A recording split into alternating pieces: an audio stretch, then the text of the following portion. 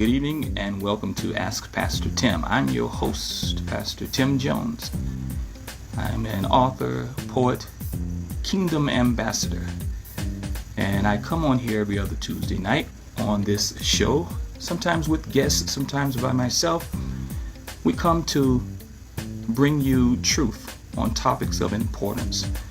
We come to present information to you, to present wisdom to you, to present knowledge to you, to present understanding to you in hopes that you will gain your own wisdom, knowledge, and understanding from something that we say or share.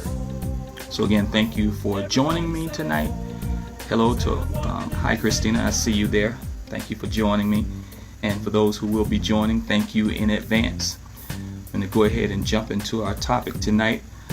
I want to just kind of address something here. We won't be on long tonight, and I certainly want to engage you and give you a chance to ask any questions that you may have about this topic.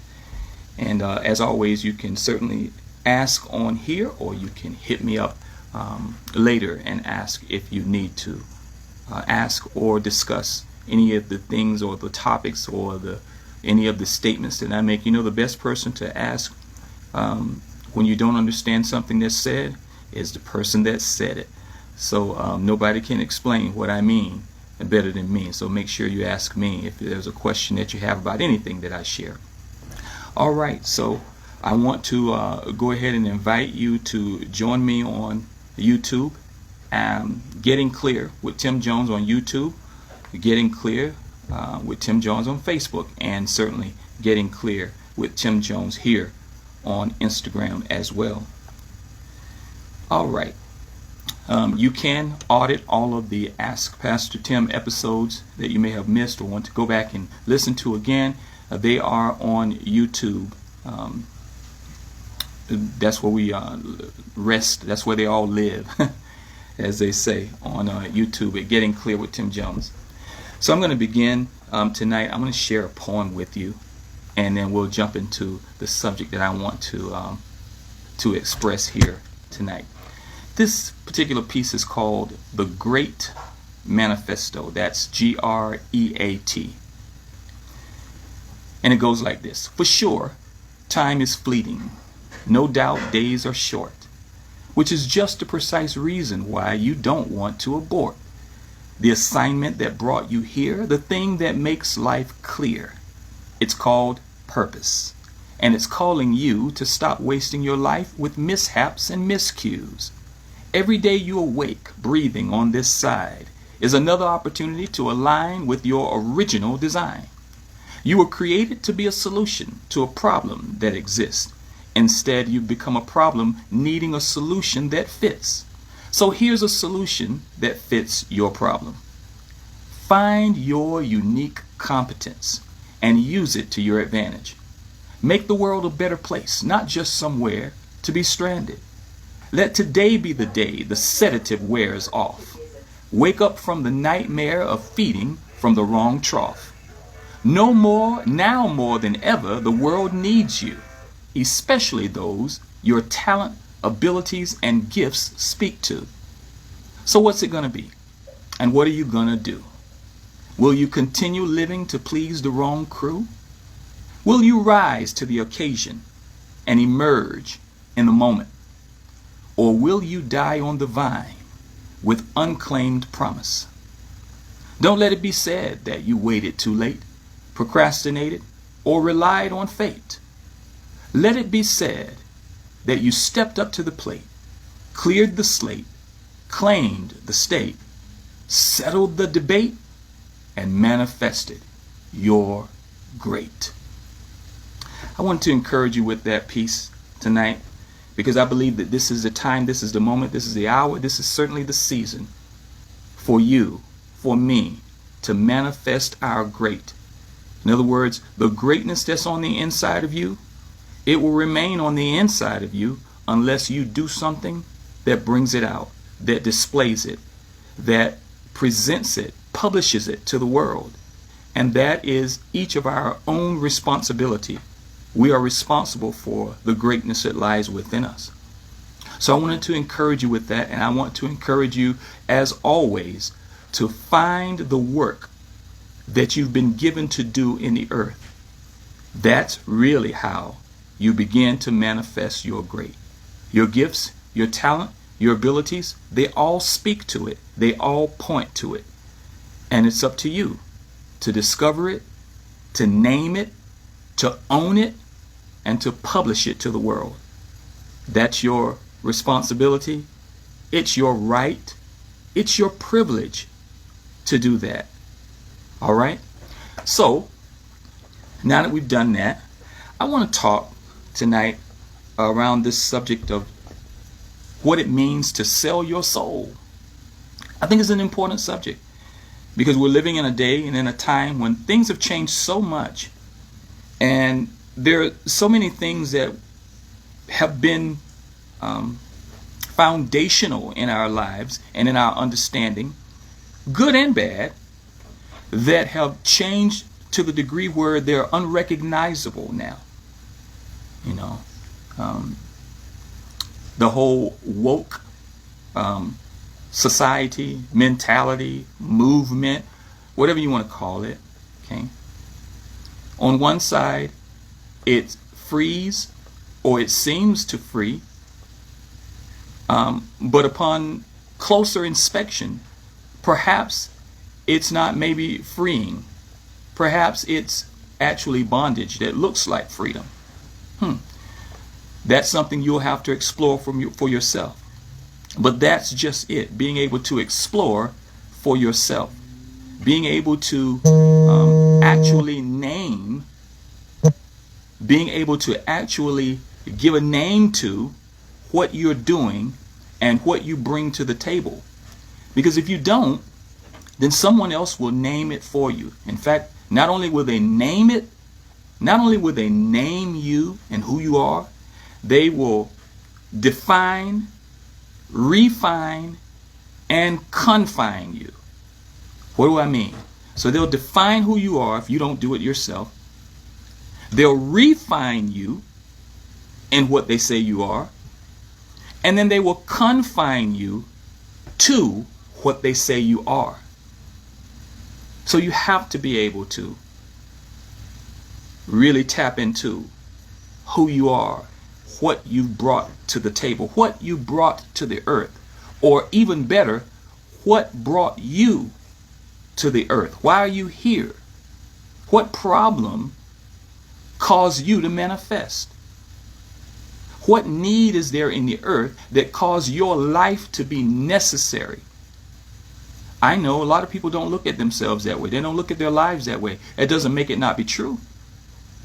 It doesn't mean that you're less important just because you don't understand how important you really are.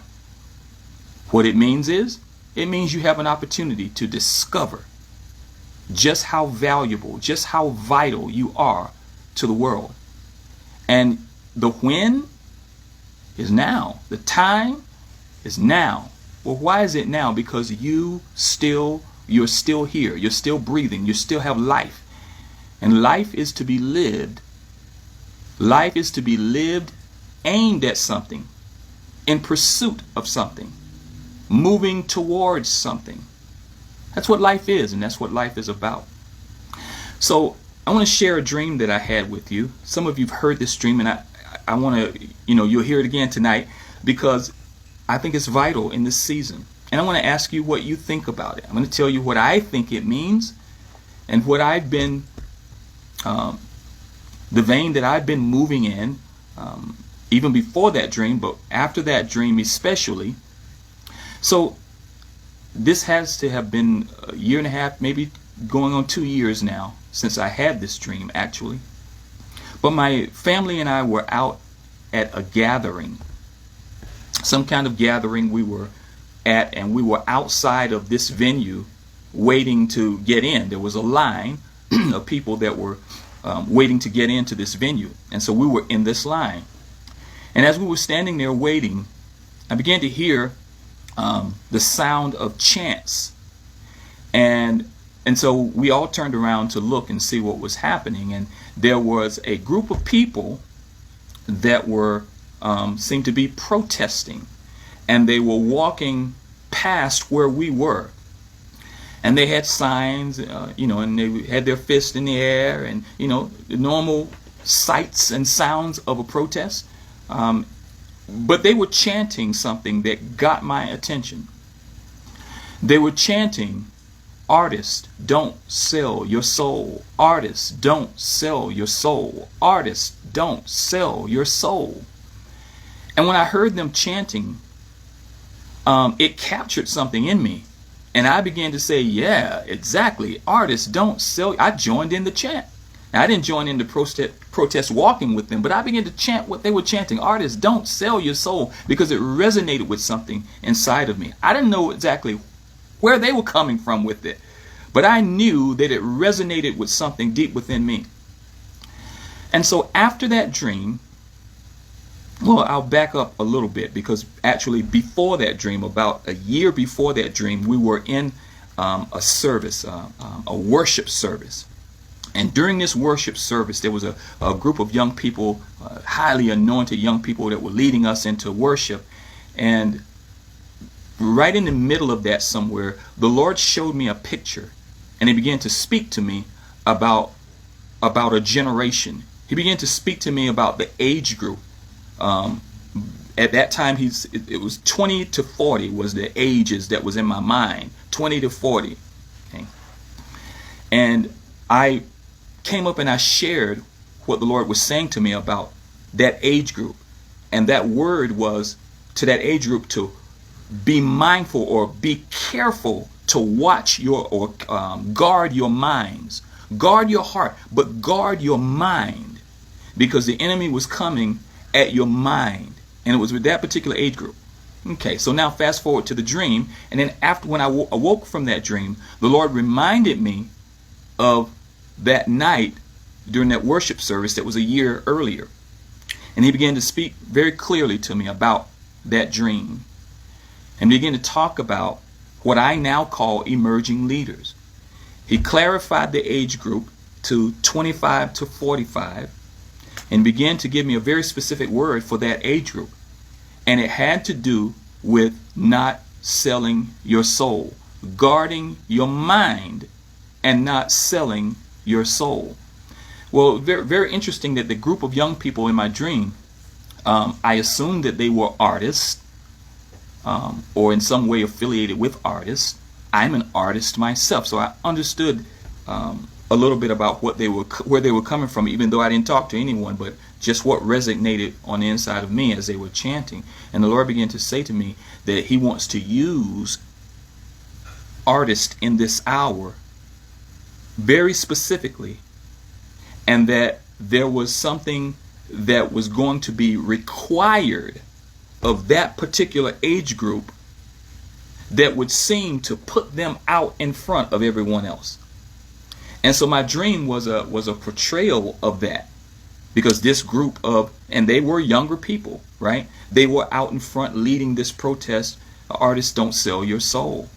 Okay, I want to read a little bit of this to you, the word that the Lord released in my heart as it concerns that age group.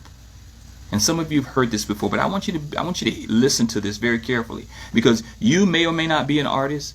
You know an artist. And when I say artist, I'm talking about anyone who has a creative arts kind of gifting. Okay? Whether that's singing, whether that's dancing, whether that's drawing as an artist, whether that's creatively making things, any kind of creative, artistic gift, then you're who I'm speaking to. Okay? So this is the word very specifically. Guard your heart and don't sell your soul. The path has been cleared for you to come up and come out. Time to manifest. You must discover the original design and live the life you were fashioned for. Don't fall for the traps that have been set for you. You must walk in supernatural wisdom. You're being called to the forefront. You must recognize your season and discern the time that you are living in. You were made for this moment. You're ready and the teacher is here. Your readiness is not based upon your accomplishments or achievements. It's based upon the divine timing of your Creator. If you miss this assignment, you could very well die before your time. Now, that was the specific word to that age group. Very, very, very specific. Okay. And he went on and said, the young people, it was talking to me about my dream. The young people in my dream protesting were these emerging leaders who've been specifically called upon in this moment to rise and occupy the vacant spaces in the earth and contend for the kingdom of God through their talent, abilities, and gifts. God wants to use their passion, their zeal, and their skill to reframe the consciousness of a generation that will boldly and intelligently usher in a time of awakening to the holiness of God and His embassy in the earth. Yeah, that was the word, man. And I wanted to reiterate that. I wanted to bring that back up because it is such a crucial and divine and timely word to a very specific group of individuals. And you may or may not feel like you fit in that category. But if there is anything anywhere inside of you that says that's me, even though there may be parts of you saying that's not me, if there's anything in you anywhere that says that's me, then I'm talking to you. You've been specifically called upon to contend for the kingdom. It's not about your fame. It's not about your career. It's about the assignment that you've been given to contend for the kingdom. God called you to do it. And this is the hour. This is the time. This is the moment for you to rise up and do just that. Now, I want to make mention of this other term here, the culture vultures, because the Lord also began to speak to me about culture vultures. Now, interestingly enough, I had never heard that term before. The Lord said it to me. And then so I thought it was something new. I was like, okay, wow, okay, this is exciting. I got a new term. And then I looked it up and I was like, okay, this is not new. I didn't even know what it was. And then I began to look and see what that terminology meant. And the Lord began to speak to me about the real culture vultures. This is what He said. The real culture vultures are the silent, invisible influences and influencers of society who use misinformation through their influence operations to prey on people's need for significance and survival. In order to manipulate outcomes, stir controversy, and divert attention from themselves, while maintaining true power and wealth for themselves.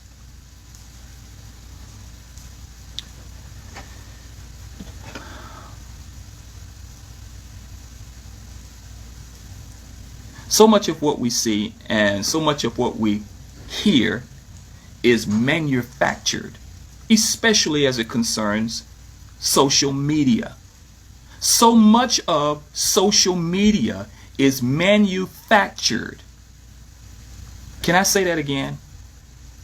For someone who may not understand or may not believe what I'm saying, much of what we see and hear on social media is manufactured. I didn't say all.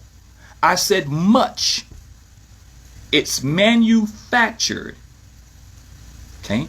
And is part of one or more influence operations. In other words, strategies to get inside of your head and to cause you to think a certain way, believe a certain thing, and act accordingly. Now, you can believe it or not. What I'm saying to you, pay attention. Don't just participate in things without understanding what you're participating in. Pay attention. Know what you have in your hand and what you're supposed to be doing with it. And stick to that. Stay in your lane. Stick to what you do. And God will cause His glory to come upon you and what you're doing. See, here's the beauty of it. We don't have to create something new. Just do what you were created to do. Just do that he put you here to do. Well, that's a problem if you don't know what he put you here to do. If you don't know what you were created to do, then that becomes the place you start. You're seeking the wisdom, the knowledge, the understanding that's available in the earth and in heaven for you to understand and to find out what it is that brought you into the earth. What problem? What solution are you carrying? What is it inside of you that makes your life valid for right now in this season? Said another way, what is it in you that's going to make this world better? I don't think there's anything in me that can make the world better. And that, my friend, is why you need to discover who you really are. Because there's something in everyone that can make the world better. And I don't care what they've said to you. I don't care what's been done to you. I don't care what you've experienced. I don't care what you've gone through. It does not make that not be true. It just gives you a challenge. Something to work through. Something to overcome. We are overcomers because we have something to overcome. If you don't have something to overcome, then you will never manifest as an overcomer. You have to have something to overcome. So you may be saying, man, I've got way too much to overcome. What I have to overcome is overwhelming. I say to you, that's perfect. Wait, what do you mean that's perfect? I say that's perfect. Because the greater the intensity of what's coming against you, the greater the intensity of what comes out of you will be. Need me to say that again? I'll say it again. The greater the intensity of what's coming against you, the greater the intensity will be of what comes out of you. I believe that. I believe that about myself. I believe that about my family. I believe that about you. And so I'm here tonight to encourage you to see the value that's within you.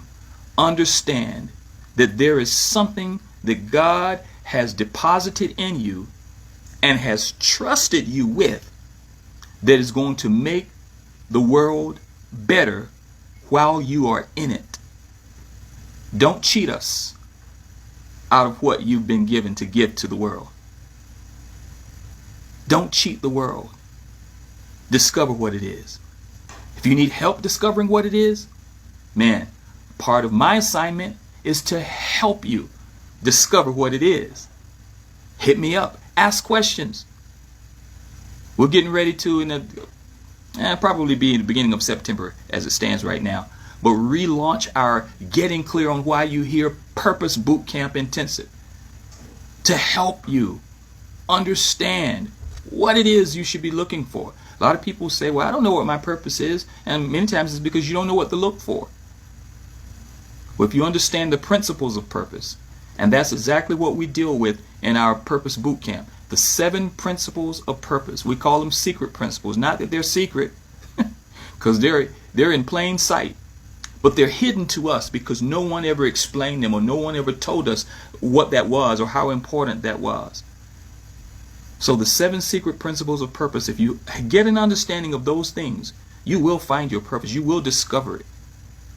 And you will become an effective part of what God is doing in this hour. So again, to those of you who are artists, don't sell your soul, man. Don't sell your soul, brother. Don't sell your soul, sister. You weren't given that gift just so you could make yourself look big or make yourself look great. Greatness is in you, but that gift is to serve the world. First and foremost, to serve the one who gave you the gift. The one who sent you here with the gift. Your first priority is to serve that creator. And then to serve the world. Give the world what he gave you to give to the world. That's my story. And I'm sticking to that. So, I want to know, what do you think about my dream? What does it mean to sell your soul? Because I say things like that, right? Artists, don't sell your soul. Well, that could mean something different to every person who hears it. Because we all many times have different understandings. We have different meanings about things. What do you think that means? What does that mean to you? to sell your soul? What does it mean to serve God? What does it actually mean to contend for the kingdom? What do those things mean? See, I answer questions like that, or attempt to, when you ask me.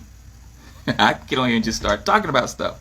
But when you ask questions, you pull on the wisdom that's inside of me. You pull on the gift of God that's inside of me, and I'm able to give.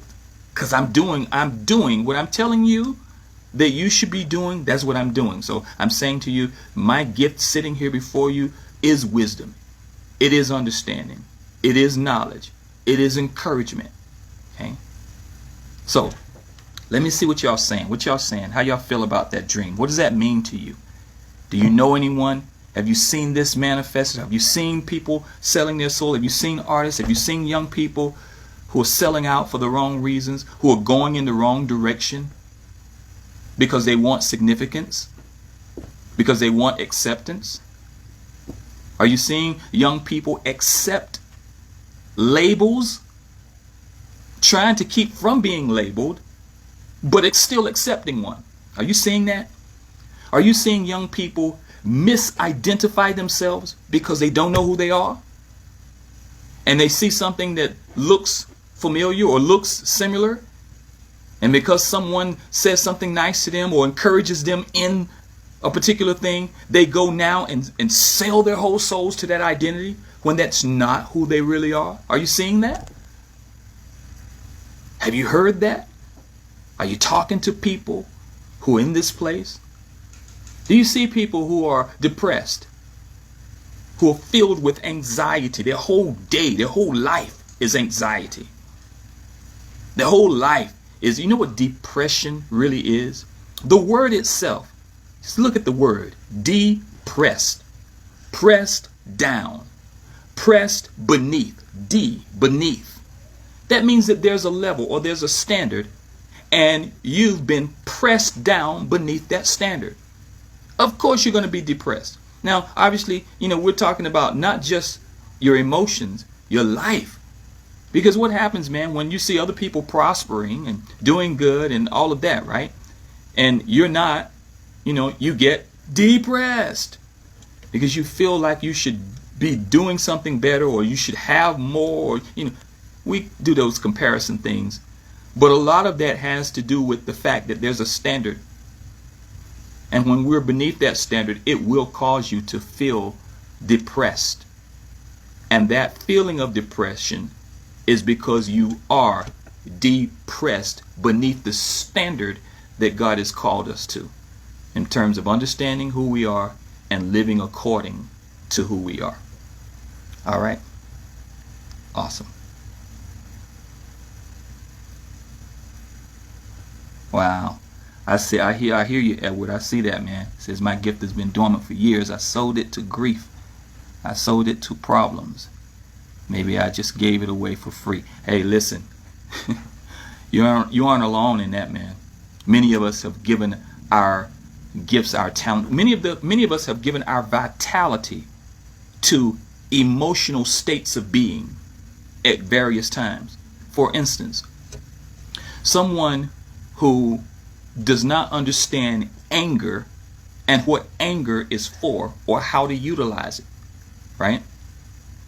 That's someone who can very easily be manipulated by the emotion of anger. Now, wait, hold on. Manipulated by the emotion? Don't we get manipulated by people? Yeah. But the emotion itself, you have to yield to it in order to respond to it. And you can choose to respond any way you want to when you have options. When you don't have options, if all you've ever seen someone angry do is shout, scream, fight, throw temper tantrums, shoot, stab, kill, if that's all you've ever seen someone who's angry do, then guess what you're going to have the propensity to do? The same thing you've always seen. You won't understand that you have options. And just like you choose, to act out of anger in a demonstrative way, you can also choose to act out of that same anger in a different way. That's your power. That's your choice. But you have to know that you have options. So you see, many of us, right there with you, Ed, have given our strength to an emotion. Emotions are wonderful, but they are not leaders. They are indicators. Emotions are indicators, not leaders. If you let emotions lead, you will always go astray. No, you listen to, you hear, you never discredit your emotions. But your decisions should be made out of what you know, out of your wisdom, knowledge, and understanding. And if you don't have any, then that's where you start getting some, so that your decision making can be sound or sounder than it has been previously. Awesome. That's right. In your anger, do not sin. And that's how you do not sin. It's by realizing that you have the option to not. You don't have to. That's a choice. Yeah.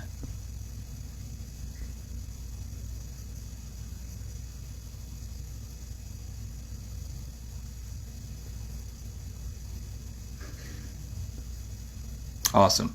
Thank you so much for your input and your comments. I can see that you guys can, you can relate to some of the stuff that I'm talking about. Like I said, man, these are real topics. This is where people are, and this is where people live. I want to help to present things in a way that gives people options, so that you understand that you don't have to surrender. You don't have to surrender to something that is not authentically you. And you can discover what is authentically you. And what is authentically you? What is authentically you cannot be governed by what you feel. What you feel, again, indicators, not telltale signs. It's an indicator, just like a flashing light. It indicates that you probably should slow down, or probably should speed up in some people's cases, or you probably should stop, but you still have the choice. You can run the red light, or you can take the suggestion of the flashing light, or the yellow light, or the red light, or the green light. You can take the suggestion and stop. And certainly we have laws that say stop, but still every man, woman, boy, and girl has choice. And even though there are laws, you can still choose. That's the reality. All right, guys. I didn't want to be on here long tonight. I wanted to share that with you. I want to thank you for hearing my heart and allowing me to pour that out for you. I hope that you'll share this with someone that you know needs to hear it. Someone who needs to be encouraged, who needs to be built up, who needs to understand that they have a very significant reason for being alive. Someone who may be going down or headed down the wrong path. Someone who may be listening to the wrong people. Oh my God. Share this with them. And hopefully we can get their attention. All right? Any other questions you guys have for me before I sign off here tonight? If I missed your question, I'll catch it on the backside and I'll hit you up. And if you have something, you can always hit me up. You can always send me a message. And I'll be more than happy to assist you in any way that I can. So, thank you guys for joining me tonight. It was my pleasure to give out of my purse to you. And I hope that it helped you, and I hope that it helps someone else as well. As always, in signing off, I want to encourage you to live full so that you can die empty. You want to make sure that when you leave this world, that you've done what you came to do, that you gave what you came to give, that you've created what you came to create, that you finished what you came to do. Good night, everybody. Thank you again for joining, and be blessed.